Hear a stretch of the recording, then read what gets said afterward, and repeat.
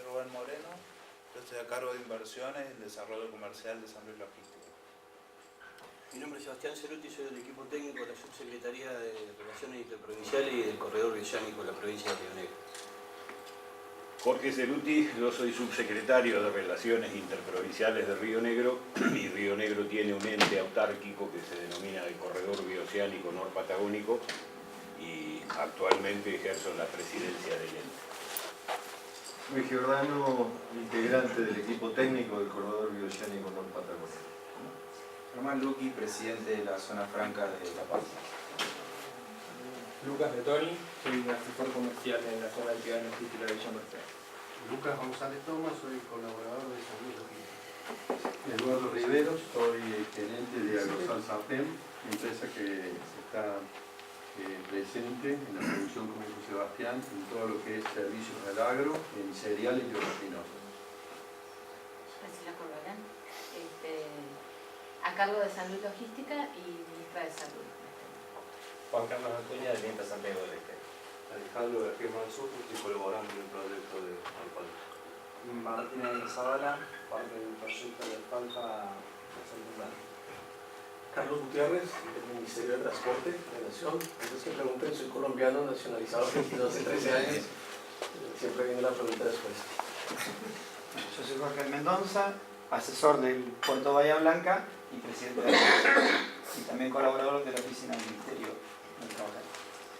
Rodrigo Torras, yo soy el gerente general del Puerto de Bahía Blanca. Y bueno, para nosotros es un gusto poder presentar lo que la provincia ya desde el año 2007 puso en marcha, que es esto que llamamos San Luis Logística. ¿Por qué San Luis y la logística? Un poco lo compartimos con La Pampa, con muchas de las provincias mediterráneas de la Argentina o las provincias que están más alejadas de los centros de consumo de nuestro país. Un país que está armado en función de Buenos Aires o del este de la Argentina y bueno, quedamos un poco fuera de todas las ventajas, las provincias, sobre todo las mediterráneas. Y uno de esos casos precisamente es San Luis. San Luis es una provincia más productora que consumidora.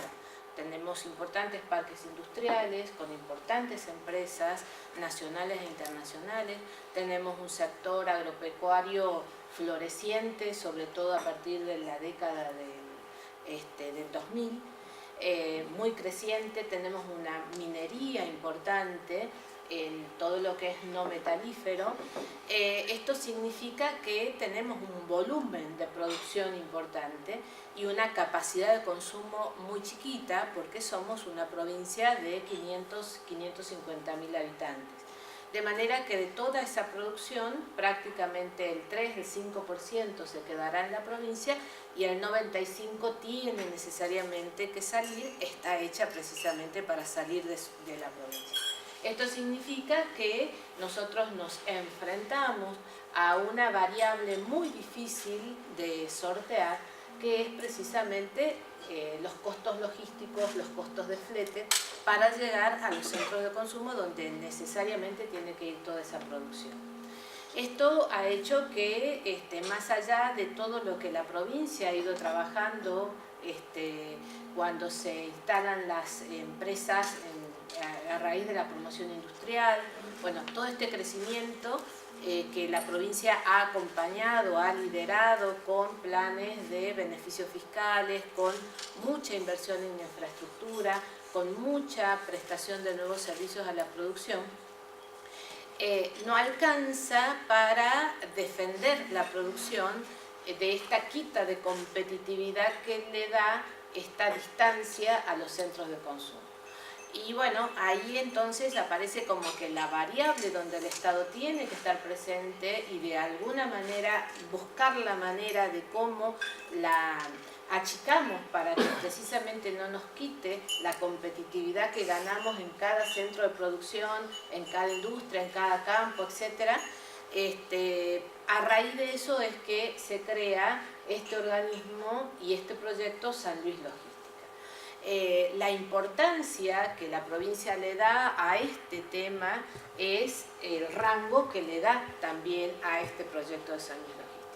Este proyecto de desarrollo logística tiene rango de secretaría, o sea, está al nivel de un ministro y secretaría, y tiene una dependencia directa con prácticamente el gobernador. Esto, digamos, marca efectivamente cuál es la importancia que se le da.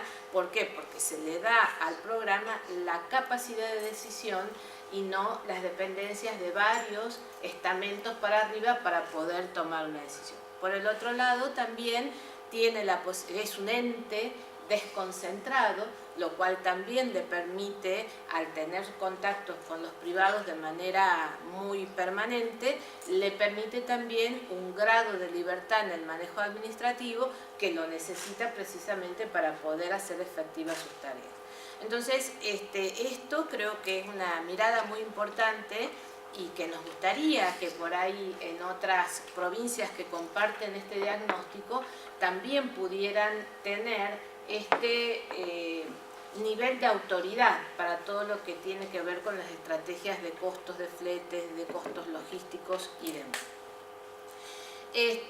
Por eso es que San Luis Logística forma parte a un primer nivel del organigrama del Ejecutivo Provincial.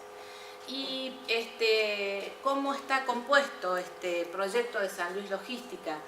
Básicamente, bueno, el objetivo que tenemos es aprovechar la ventaja, así como decimos que estamos lejos de los centros de consumo, que estamos lejos de muchas cosas que nos pueden dar competitividad, de la misma manera valorizamos el estar ubicados en el centro del país. Hoy somos el centro de lo que es el corredor bioceánico Atlántico-Pacífico en el centro del país.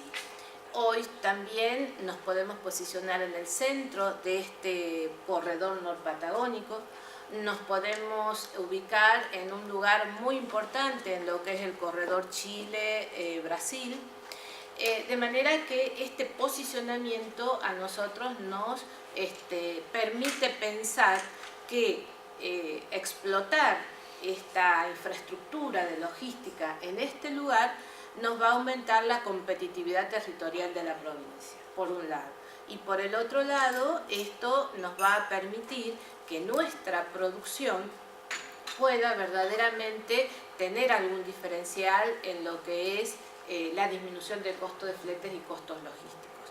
De manera que el objetivo, digamos, tenemos como dos grandes objetivos. Uno, el posicionamiento a nivel regional, nacional e internacional, que nos lo permite el posicionamiento geográfico, y por el otro lado, internamente en la provincia, poder brindarle a la producción de nuestra provincia la posibilidad de poder trasladar su producción de la manera más eficiente posible en este marco. Es así que tenemos en el marco de este proyecto dos zonas primarias aduaneras, una localizada en la zona de parques industriales de la ciudad de San Luis, con todo tipo de servicios, y es que está operando perfectamente. Tenemos otra zona primaria aduanera instalada dentro de la zona de actividades logísticas, también ambas con una muy buena infraestructura y con una muy buena prestación de servicios, y fundamentalmente en el caso de estas zonas aduaneras con costos verdaderamente competitivos en relación a hacer estas operaciones en Buenos Aires o en Rosario. Porque por todo lo que sabemos, o sea que se puede disponer de la infraestructura, del equipamiento y del servicio al igual o mejor que en otras zonas primarias aduaneras importantes del país, con la diferencia de menores costos en pesos y menores costos en tiempo. Luego tenemos nuestra zona franca instalada en Justo de Aral, que también está sobre todos estos nodos logísticos, están ubicados sobre la Ruta Nacional número 7, nuestra autopista Serranías Puntanas, que es parte central del corredor Buenos Aires-Chile. La zona franca, que es una de las zonas francas operativas del país, está en plena actividad hoy, lamentablemente con pura tarea de almacenamiento de lo importado. en realidad hoy en día si las zonas francas están incrementando su actividad, la incrementan nada más que porque hay mucho producto importado ingresando y almacenado en zonas francas, pero con un déficit importante en términos de la verdadera operatividad que uno pretende tener en una zona franca. En ese marco también, les cuento, porque esto es para tener información, San Luis está presidiendo hace 2 años y volvió a lograr la presidencia del Consejo Federal de Zonas Francas Argentinas. Esto lo hemos constituido, fue muy importante la participación de La Pampa, Chubut, Río Negro y Entre Ríos, provincias que fuimos como las fundadoras de este consejo, y que lo que estamos peleando en esto, lo comento porque bueno, es otro punto logístico que tenemos que aprovechar. Hemos terminado de consensuar una ley con las 15 provincias que forman parte de hoy del Consejo, una ley donde permita dar un paso más en términos de poder hacer que estas zonas francas verdaderamente puedan ir funcionando como tal. Estamos en este proyecto de ley haciendo que la producción, primero permitiendo la producción dentro de las zonas francas y que esa producción pueda ingresar al territorio aduanero, al territorio nacional, cosa que hoy está prohibida. Estamos, todo lo que sea el costo laboral de lo que se trabaja dentro de la zona franca pueda tener un diferencial, y así una serie de otros beneficios que hacen verdaderamente atractivo que se invierta en las zonas francas y que bueno, tengan el efecto que siempre se buscó, que era el efecto de atraer empleo y de generar producción, que hoy básicamente no está, porque todas las zonas francas en la Argentina, excepto La Pampa, que sí tiene procesos productivos internos, el resto de las zonas francas solo son depósitos fiscales, pero con más largo plazo que el depósito fiscal en una aduana, y que en definitiva sirven más como un recurso financiero para la empresa que en términos de producción. San Luis entonces está presidiendo este consejo y trabajando firmemente para lograr dar un paso en términos de que las zonas francas se conviertan en un ámbito de producción más que de especulación. Esta zona franca es una zona franca de alta calidad en términos de infraestructura, tiene todos, por supuesto, todos los servicios, tiene una serie de lugares de almacenamiento y está plenamente operativa y tiene mucha capacidad para ampliación, siempre pensando en el crecimiento que pueda tener lo que actualmente estamos trabajando o la incorporación a este corredor norpatagónico que nos parece muy importante y que desde luego tenemos la disposición de formar parte. Luego tenemos, tenemos el aeropuerto del Valle del Conlara, que es el que va por la ruta 55 allá. Este aeropuerto es un aeropuerto puramente provincial, es un aeropuerto que nos está dando pie para la conformación de una segunda plataforma intermodal, y en este caso sería avión, tren y transporte automotor, dado que hay un ramal ferroviario que llega desde Villa Mercedes hasta Villa Dolores, que pasa a 500 metros del final del territorio del aeropuerto. Y en esto estamos trabajando para poder generar esta plataforma que nos va a permitir atraer todo lo que es la producción, básicamente lo que sea Córdoba, La Rioja, San Juan, y poder proporcionar esta plataforma logística intermodal y en este caso con 3 modos de transporte. Y luego esto es un proyecto que tenemos en preparación. Y bueno, San Luis cuando se propone algo lo cumple, así es que yo casi ya lo veo como un hecho concreto que vamos a tener próximamente. Y luego tenemos nuestra plataforma, nuestra llamada SAL, esta zona de actividades logísticas, que está ubicada también sobre la Ruta Nacional número 7, es un predio de 84 hectáreas, donde tenemos bueno, por supuesto, una serie de lugares de almacenamiento, ya llevamos más de 20.000 casi 30.000 metros de distintos tipos de galpones para almacenar distintos tipos de mercadería. Y tenemos, por supuesto, todo lo que hace a la intermodalidad. Hay prácticamente 7,5 de kilómetros dentro de nuestra zona logística de vías para hacer todo lo que significa la transferencia de carga. Junto a las vías también tenemos los cross-docking correspondientes, vamos sumando, tenemos más espacio para recibir más inversiones privadas. Y hoy estamos retomando la actividad ferroviaria en nuestra plataforma. En esta plataforma logística también tenemos las oficinas de despachantes de aduana, todo esto para facilitarle al empresario que si tiene que hacer alguna actividad de comercio exterior, porque también está la aduana ahí dentro del predio, pueda realizar en el mismo lugar la mayor cantidad de servicios posibles.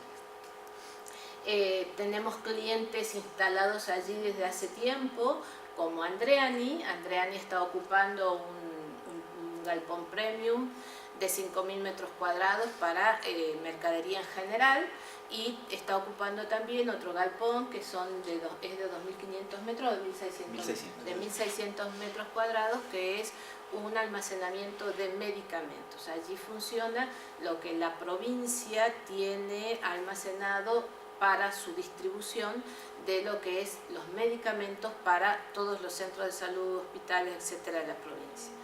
Este es el único almacenamiento de medicamentos en el interior de la provincia, por cierto, con todas las autorizaciones del ANMAT y demás que las tiene este operador logístico. Tenemos como cliente muy importante y desde el primer momento Cementos Avellaneda, con un cross-docking de 2.500 metros, trabajando muy fuertemente. Este ha sido como el caso emblemático de lo que nosotros pretendemos con este tema logístico. Cementos Avellaneda es una empresa que todos conocen, que trabaja con áridos, producción de cemento, etcétera, y otros productos, y que su planta de producción está ubicada a unos 130 kilómetros de la ciudad de San Luis. Y tienen, por cierto, su relación directa con Olavarría. O sea, todo el tiempo están haciendo transporte desde La Calera, que es el lugar en San Luis, a Olavarría y viceversa. Antes de empezar nuestro proyecto logístico, esa relación de Olavarría con La Calera era La Calera, Palmira, Mendoza, Olavarría para tomar el tren. O camión, directamente. Y camión. Cuando empezamos con este proyecto logístico, los primeros que se acercaron fueron precisamente Cementos Avellaneda, porque ellos disminuían enormemente sus distancias, sus tiempos y sus costos, pudiendo hacer la transferencia de camión a tren desde Villa Mercedes y no desde Palmira a Mendoza. O sea, el primer gran paso para esa empresa en particular en términos de ahorro y de eficiencia fue instalarse con su cross-docking en nuestra plataforma logística y a partir de allí acortar enormemente lo que es el tramo de La Calera a Olavarría y viceversa. Así que nuestro primer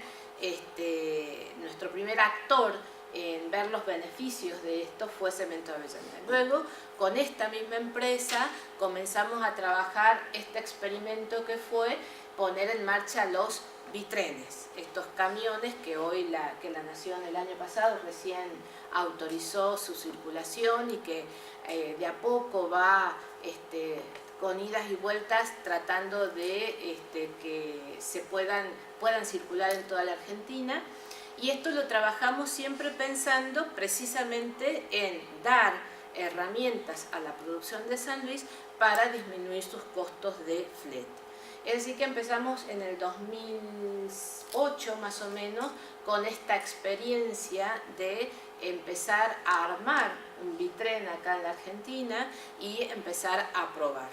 En el 2009 nosotros ya teníamos el bitren, ya teníamos la prueba, pudimos obtener la ley provincial que nos permitía que empezaran a circular por las rutas de nuestra provincia, y así, bueno, empezó el camino de lo que era poner en funcionamiento un transporte automotor que permitía transportar el doble de carga, que permitía menos daño al pavimento y que obviamente implicaba una disminución en el costo del flete. Hoy en día la provincia de San Luis ofrece entonces todo lo que pueda ser la transferencia en ferrocarril, tanto para Buenos Aires como para Rosario, como para Bahía Blanca últimamente, lo cual lo hemos tomado con mucho entusiasmo y con mucha mayor previsibilidad de poder lograr de manera permanente el transporte ferroviario.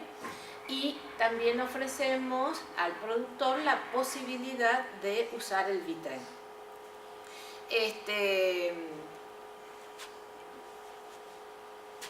Entonces, bueno, nuestra playa de bitrenes también está en nuestra zona de actividades logísticas bueno, estaba con el tema de los clientes. Tenemos, bueno, toma Cementos Avellaneda el tema de los bitrenes y hoy tiene doble ahorro, porque no solo hace la transferencia con el tren, sino también todo aquello que por supuesto supera la capacidad de transportar por el tren, lleva con bitrenes de San Luis a Olavarría. Con lo cual es una empresa que vio enormemente reducidos sus costos y como resultado que tenemos en ejecución una importantísima ampliación de la planta en La Calera, con la incorporación de 400 nuevos empleados, una planta totalmente moderna y que ha sido en definitiva fruto también de esto que fue, por un lado un ahorro y por el otro lado es como un acompañamiento a una inversión privada de la provincia en términos de ver de qué manera se pueden mejorar sus números.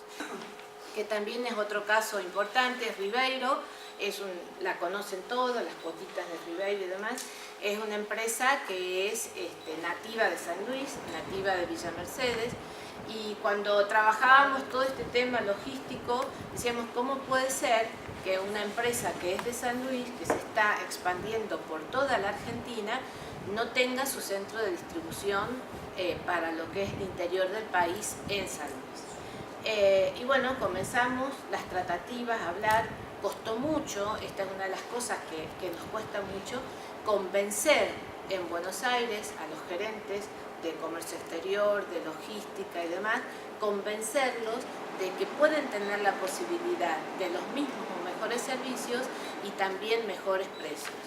Esto nos llevó 2 años prácticamente, pruebas y demás, hasta que terminó instalándose. Hoy tiene un galpón de 10.000 metros cuadrados que distribuye a todo lo que es norte, sur y oeste de la Argentina, con un plan de ampliación de hasta 40.000 metros cuadrados dentro de nuestra plataforma logística. Digamos, esos son los clientes que me parece van demostrando la importancia de tener este nodo logístico con servicios para todo lo que es transferencia, distribución, etcétera, con el posicionamiento de la provincia que permite desplegar al centro, norte, oeste y sur de la Argentina. Bueno, tenemos otros clientes como Ourense, Andreu, Diacer, bueno, una serie de otros clientes importantes instalados, además de los que naturalmente tiene, por ejemplo, Andreani, de lo que hace de sus cargas generales, empresas de San Luis. En ese mismo predio tenemos instalada también nuestra zona de transferencia de granos, que es lo que llamamos Agrosal. Agrosal es una sociedad anónima con participación estatal mayoritaria, que esto se pensó con el objeto de también beneficiar al productor medio de San Luis, ¿no?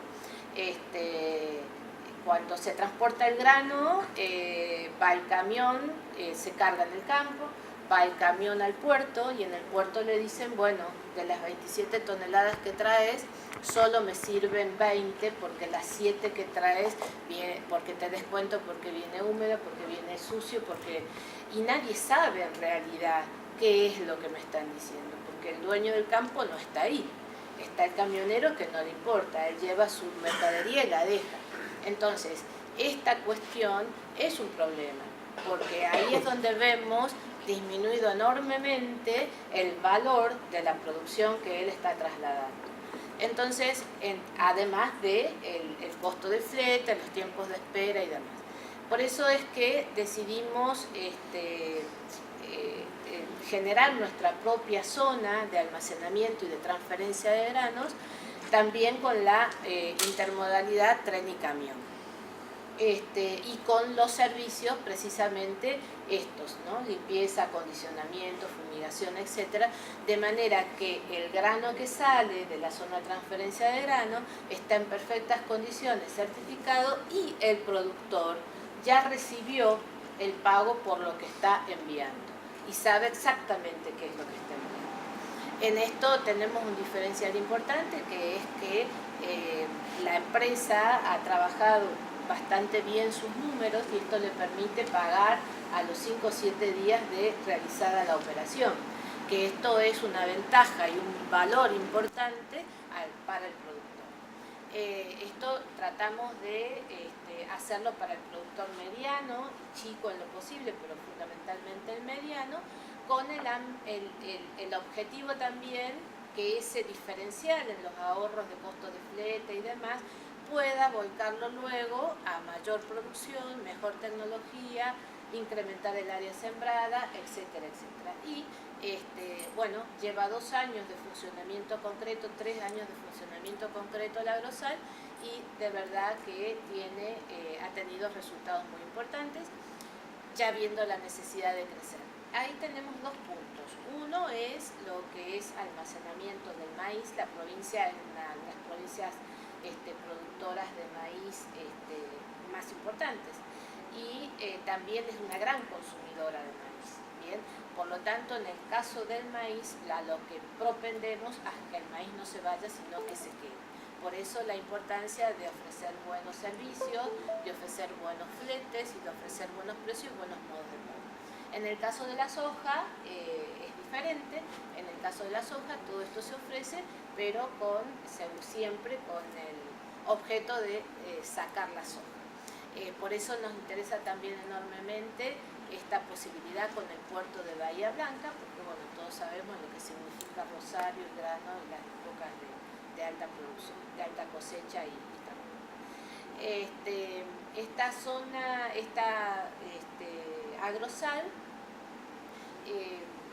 también tiene previsto una importante ampliación, precisamente por la demanda, y bueno, está proyecto a disposición solo del productor de salud, que es primera, y bueno, a que se puedan instalar otros operadores, de manera de que podamos generar más actividad en nuestra Agrosal. Bueno, tenemos, por cierto, un proyecto de ampliación muy importante. Uno de los más importantes que tiene que ver con esta temática es lo que les planteé del aeropuerto del Conlara, que está ubicado sobre la Ruta 55, que es la que nos va conectando con el corredor norpatagónico, y también la posibilidad de una plataforma logística en lo que es la zona de Buena Esperanza y la zona de Arizona. Esto, una plataforma también intermodal y una plataforma que tenga a su vez todo el tema de granos y el tema de hacienda. Son proyectos que ya tenemos en vista para su próxima ejecución y, bueno, por cierto, la puesta en marcha. Creo que, bueno, hablando de los bitrenes, nosotros, a partir de la experiencia, que somos la única provincia que tiene experiencia en el tema, hemos puesto en funcionamiento una escuela de capacitación para los choferes en el manejo de bitrenes. Manejar un camión convencional no es lo mismo que manejar un bitrén. Un camión convencional tiene hasta 20,5 metros de largo y un camión, un bitren tiene hasta 30 y 32 metros de largo. Bien, entonces no es lo mismo manejar uno que otro. Es un dato importante destacar porque eso le da una gran ventaja al puerto, que es autonomía en la gestión, digamos, ¿no? Entonces le permite tomar decisiones como por ejemplo estar hoy acá y querer proponerles a ustedes firmar un convenio con la provincia de San Luis para ver cómo podemos trabajar en conjunto, cosa que si la gestión fuera manejada de otra manera sería probablemente más complejo, ¿no es cierto? Como bien se veía en el video, nosotros tenemos una bandera que es nuestro orgullo, que es la profundidad, digamos, ¿no? Es un puerto que tiene no solo profundidad, sino un ancho de solera en el canal de acceso que le permite una navegabilidad de manera segura y una operatividad durante todo el año prácticamente. Entonces eso le da una ventaja con respecto a otros puertos que creo que es fundamental. Y también tenemos una ubicación que nos permite colaborar o pensar en trabajar y colaborar en el transporte fluvial, ya que estamos hablando de intermodalismo con los distintos puertos de la Patagonia. Y esa es la impronta que la gestión actual del consorcio le quiere dar, razón por la cual, por ejemplo, ha tomado la decisión de bajar las tarifas para el cabotaje fluvial, que va a entrar en vigencia a partir del 1 de noviembre. Lo que quiero decir con esto es que, como decía antes, entendemos nosotros desde el puerto que el esquema colaborativo es lo que tenemos que encarar para poder lograr sinergias con los diferentes actores que, por ejemplo, hoy están sentados en esta mesa, y eso es lo que nos va a permitir trabajar y crecer a todos a futuro. Entonces ese es el camino que queremos recorrer. Como decía, el mandato del directorio, a mí como gerente general, que me han impuesto para esta reunión, digamos, es tratar de, más allá de ir a lo específico y técnico, con el caso en particular del alfalfa, tener una mirada más a largo plazo y ver cómo podemos empezar a dar un puntapié inicial para firmar un convenio con San Luis, para empezar a trabajar en conjunto. Obviamente hay temas de infraestructura que hay que resolver, como usted bien mencionó, pero para poner un ejemplo concreto, corto, porque después vamos a dejar al experto que dé toda su explicación. El puerto de Bahía Blanca es un puerto de aguas profundas. Hoy hay muchos buques que van a hacer, en lo que es granos y cereales, que van a hacer completamiento desde el río hasta Bahía Blanca. Y hay una percepción generalizada, digamos, de que el puerto de Bahía Blanca es caro, digamos, porque claramente cuando uno va al río y tiene que ir a completar a Bahía Blanca, el costo por tonelada, digamos, es más alto cuando lo compara. Pero la realidad es que nosotros podríamos cargar buques de 65.000 toneladas directamente en el puerto, digamos. Entonces, pensando en un futuro, si nosotros pudiéramos traccionar, digamos, carga en ese sentido para que vaya directamente al puerto de Bahía Blanca, obviamente seríamos más eficientes y más baratos y nos veríamos beneficiados todos, ¿no? Ese es un ejemplo simple. Para completar ese ejemplo, con un 10% de la carga de lo que es la zona núcleo y lo que es San Luis y Córdoba, en lo que a grano se refiere, nosotros repagaríamos, tenemos hecho el cálculo del estudio, repagaríamos en un periodo de 20 años la reconstrucción de toda la vía que vincularía esta zona con el puerto de Bahía Blanca. Entonces, creo que hay mucho para hacer, mucho para trabajar, así que de nuevo gracias por invitarnos. Mientras les cuento algo. ¿Saben que la ciudad que está más cerca de todas las ciudades del país? O sea, la sumatoria, la integral de todas las distancias es la que menos distancia tiene a cualquier otra ciudad. Río Cuarto, ahí nomás de Villa Mercedes. O sea que Villa Mercedes está casi en el centro del país, ¿sí? Digámoslo en forma dinámica, no geográfica. Y ahora voy a hacer un jueguito geométrico también. ¿Cuál es el centro geométrico del cuadrilátero del país? No. A 50 kilómetros al sur de Bahía Blanca. Está a la misma distancia del borde al oeste, que al este, que al norte, que al sur. Es decir, el puerto de Bahía Blanca está con salida ferroviaria a los 4 costados más el agua. ¿Sí? ¿Por qué decimos Villa María o Córdoba del centro del país? No, porque nacimos sin la Patagonia y seguimos sin la Patagonia. Córdoba no es el centro del país. ¿Está? Ese es el punto. Seguimos pensando y es mucho del problema que tenemos. Los personajes que la gente de La Sal, de La Puntana, Puerto Bahía Blanca, Tren Patagónico, los personajes que no nos resuelven las cosas en Buenos Aires son exactamente los mismos nombres. O sea, nos está uniendo el espanto. ¿Sí?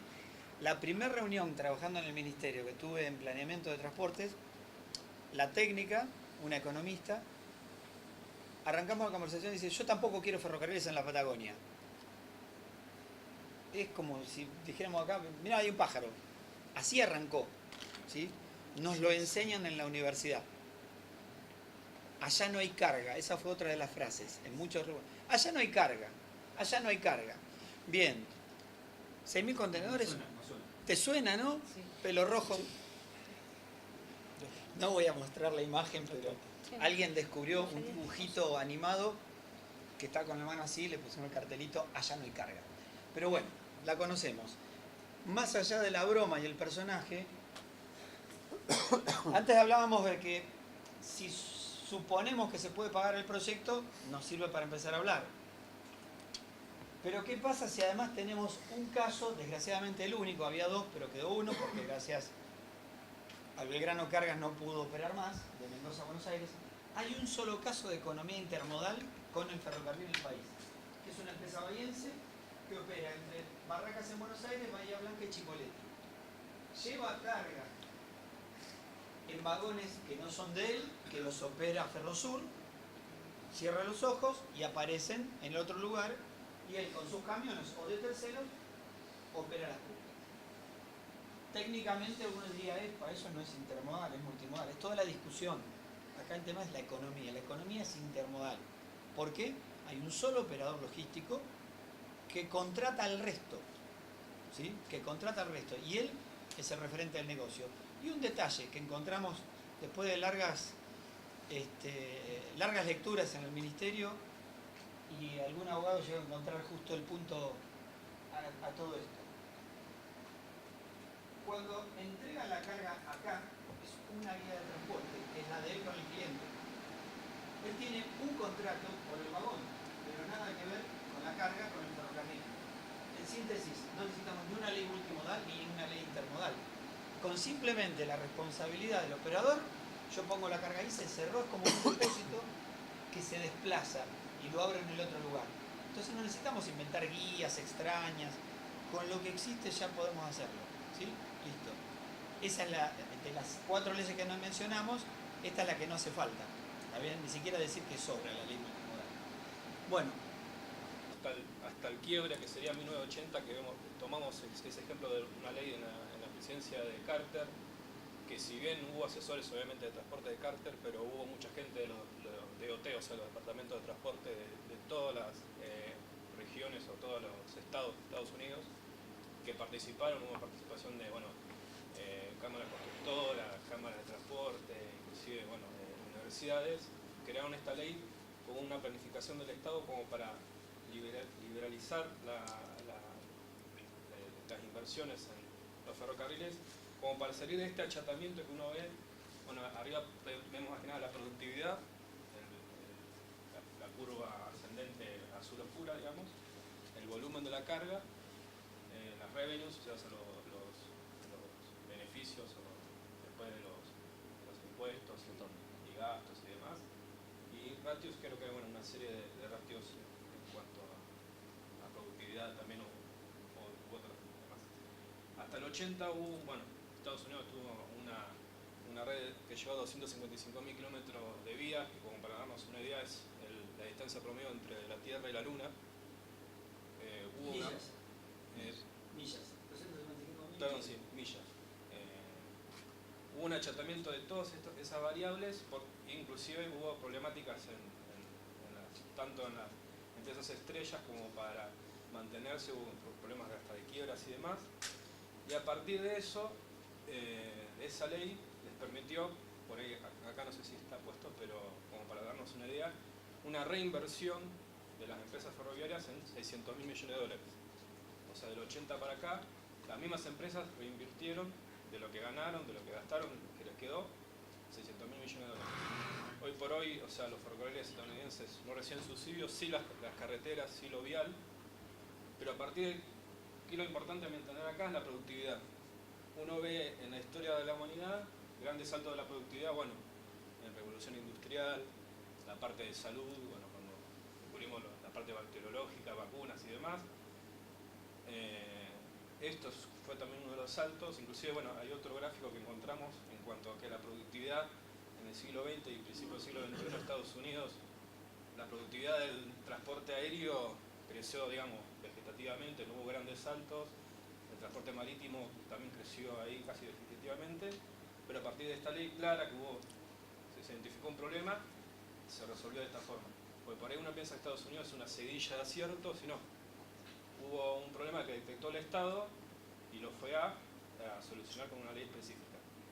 Hoy por hoy, justo estaba viendo la presentación del hospital, había una parte del hospital que hablaban de IoT, Internet of Things, ¿no? Todo esto lo hago de manera introductoria porque en este video que ustedes están viendo, la gran pregunta es ¿qué ven? ¿Trenes o camiones? ¿No?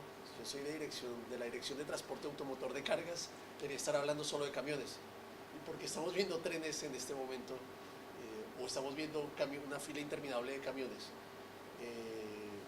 La cuestión salta a la vista cuando se habla económicamente del costo de llevar una X cantidad de camiones en fila a un mismo lugar donde podría ir un tren con todos esos camiones arriba, ¿sí? En ese momento se da cuenta que es un tema meramente económico, en el cual, como decía Jorge, la gente de Estados Unidos cuando lo desarrolló no lo hizo porque Estados Unidos fuera una superpotencia, porque tuvieran todo el dinero del mundo, lo hicieron porque querían ahorrar dinero.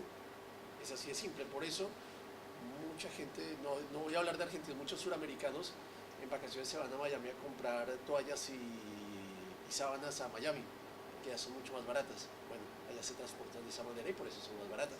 Ellos buscan la forma de hacer que el costo del transporte no afecte el costo de góndola, digamos, ¿no? Nosotros acá hemos hecho todo lo posible por bardear esa teoría y siempre el que termina pagando es el que va a la góndola, ¿no? Todos los costos directos van directo al producto, alguien va a pagar. Mientras tanto, yo salvo la parte mía.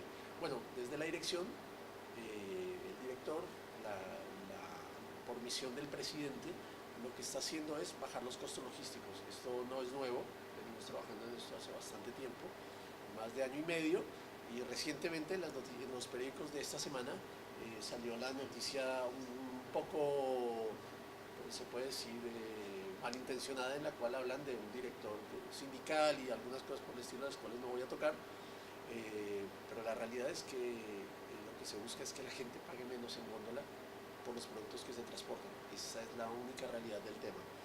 ¿Pasamos, por favor? Bueno, ok. Tu analogía. Sí, fui por la otra parte. Arriba, al señor que vemos en la última foto, que es Usain Bolt, es el campeón actual de los 400 metros combinados, en los cuales hay 4 hombres que compiten cada uno 100 metros.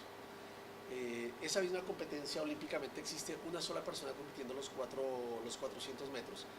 La diferencia entre un hombre que compite los 400 metros y 4 hombres compitiendo 100 metros combinados es de casi 3 segundos, siendo más efectivo la unión de los 4 hombres. ¿Qué hace que sea más rápido? La eficiencia del paso entre uno y otro. Eso hace que los 4 combinados hagan un mejor tiempo. Entonces, la analogía en cuanto al transporte intermodal nos lleva a una realidad, y es que nosotros no podemos seguir pensando por separado que un camión va a ser muy bueno, o que un tren va a ser muy bueno, o que un barco va a ser muy bueno. Lo que es bueno es saber que tenemos 2 puntas de traslado de una mercadería y vamos a llegar de la mejor forma de un punto al otro, sin tener en cuenta cuál vamos a utilizar, ¿sí? Eso genera una cantidad de inconvenientes técnicos hoy día, que en otro momento van a ser fortalezas. Les voy a nombrar uno muy simple: los seguros. Con ese podríamos estar hablando horas acerca de los seguros, porque el que contrata un seguro va a decir, pero yo no cubro el levantamiento del camión, o el otro va a decir, ¿y si va en tren? Bueno, ese es un ejemplo de todo esto, pero la realidad es que si sacamos todos esos grises y hablamos de punta a punta, el transporte intermodal lo que hace es llevar de forma inteligente una carga de un lugar a otro. Es así de simple como lo hacen ellos. De forma inteligente llevar un testigo de una punta a la otra y se mejor.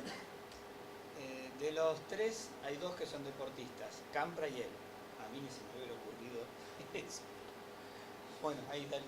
Bueno, ahí. Ok. Ya en la introducción lo dije, el dictamen está en bajar los costos del transporte de carga, llegar con las mismas a cualquier localidad, facilitar el comercio interior. Como este detalle, yo quiero que lo tengan muy en cuenta por una razón muy sencilla. La fortaleza de un país se teje, ¿no? O sea, nadie por decreto, ningún país por decreto es millonario, a menos que digamos, ni siquiera Noruega, que hace 25 años era un país relativamente pobre y hoy es muy rico, porque tuvieron que coser su desarrollo petrolero.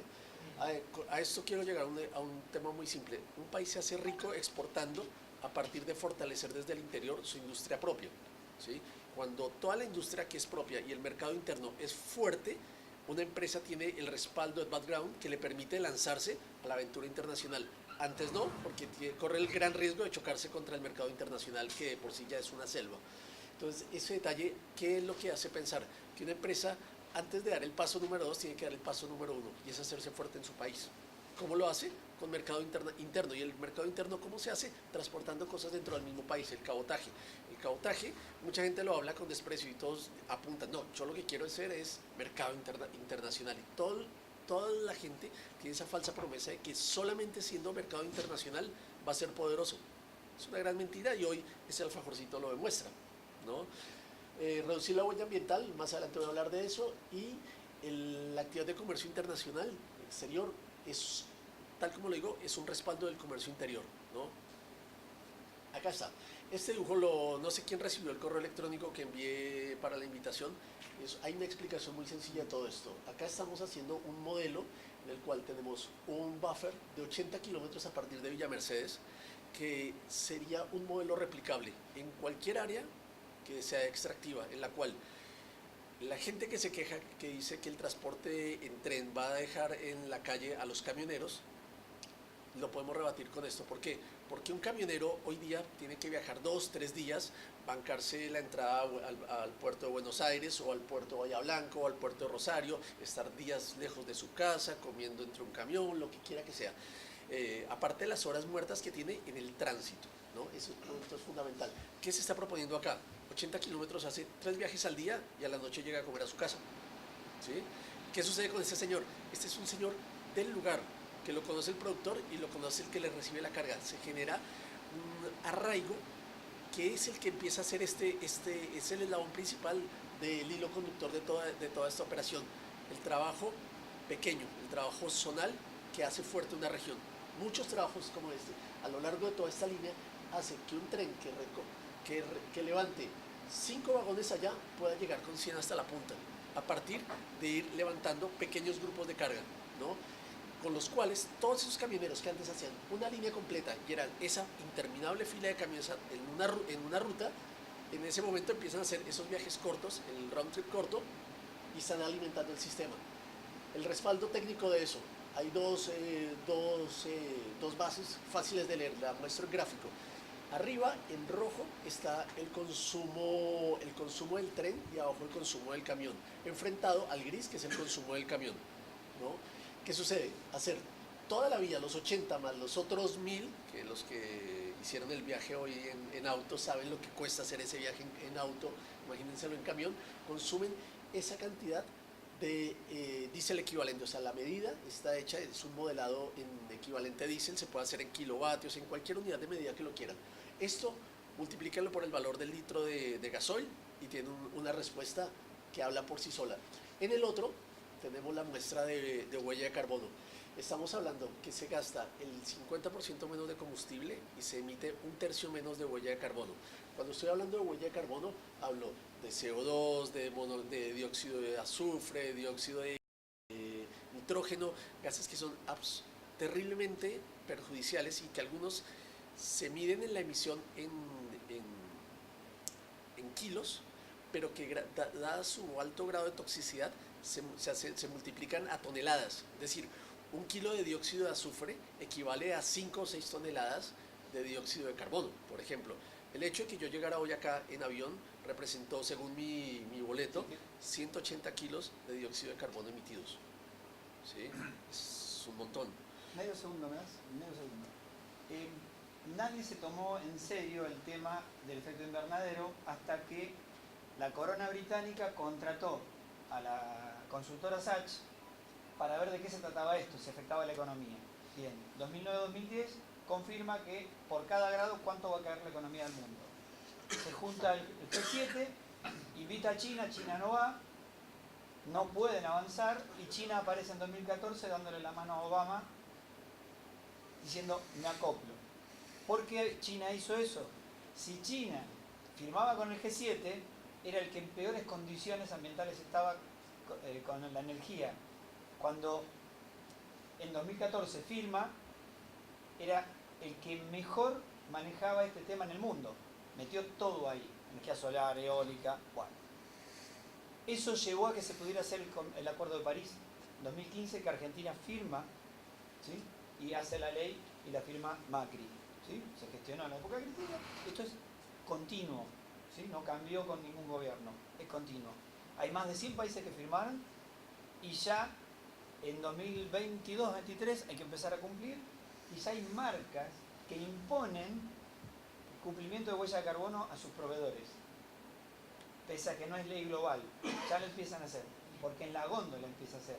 El ejercicio hay que empezar a hacerlo ahora. Bien, el puerto de Bahía Blanca. El puerto de Bahía Blanca está terminando el estudio para poder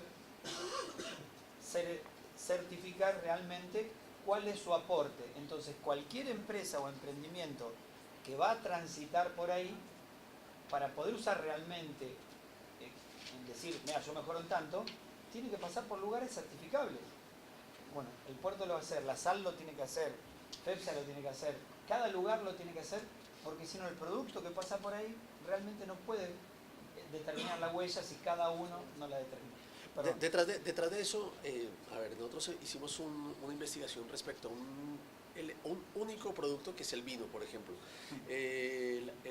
Los grandes productores en el mundo de vino están en Francia, en España, el Valle de Napa en California, en Sudamérica es Argentina y Chile, ¿cierto?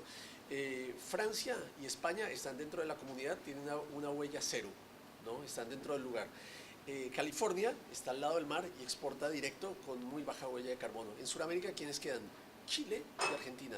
Chile, por ejemplo, un caso puntual fácil de buscar en internet, Concha y Toro, redujo un 35% su emisión de gases de efecto invernadero a partir de 2 elementos: mejorar su cadena logística y reducir el grosor de las botellas de vidrio.